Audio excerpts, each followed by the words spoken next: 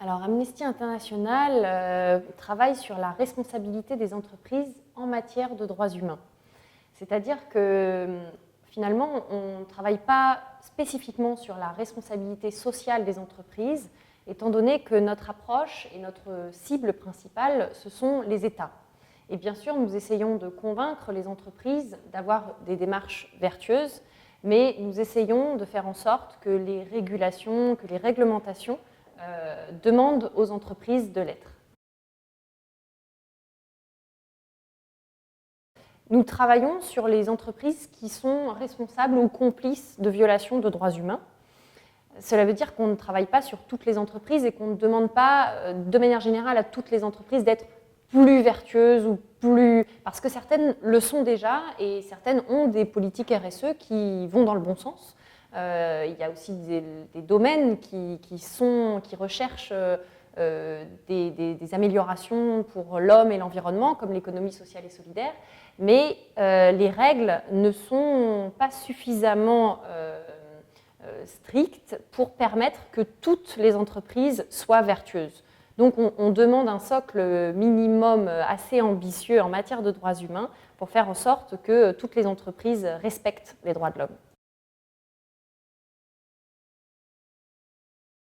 Nous sommes une mouche du coche et nous sommes aussi des enquêteurs puisque nous enquêtons sur le terrain, sur certaines entreprises qui sont donc responsables de violations de droits humains. Je pense à ce cas en Côte d'Ivoire par exemple en 2006 où il y a eu un bateau qui s'appelait le Probo Koala qui a déversé des déchets pétroliers à 100 mètres d'habitation. Il y a eu 100 000 personnes qui ont consulté dans les hôpitaux, il y a eu 17 morts. Et ça, alors que les gens étaient totalement innocents et au courant de rien du tout. Et là, il y a un manque de responsabilité juridique parce qu'il y a un problème entre les sociétés mères ou les entreprises donneuses d'ordre et les sous-traitants. Et donc, les entreprises ne sont pas tenues responsables pour les activités de leurs sous-traitants. Et donc, nous, on identifie des cas comme ça à travers nos enquêtes. Et ensuite, on en tire des analyses et des conséquences en termes de trous juridiques, en quelque sorte, d'angles morts juridiques, et on essaye de combler ces vides juridiques. En l'occurrence, on continue à travailler sur la Côte d'Ivoire. Il y a eu un protocole d'accord entre l'État de Côte d'Ivoire et la société Trafigura qui fait que l'État de Côte d'Ivoire et ses citoyens n'ont plus le droit de poursuivre juridiquement la société pour cette affaire-là.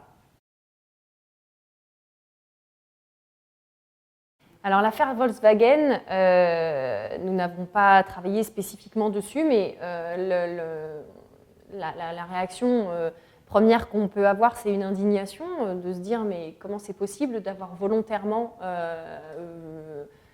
truqué, détourné justement des règles, des réglementations en vue de polluer la planète. Donc c'est justement ce genre d'indignation qui nous pousse à vouloir mettre plus de contrôle et à pousser aussi à plus de responsabilité.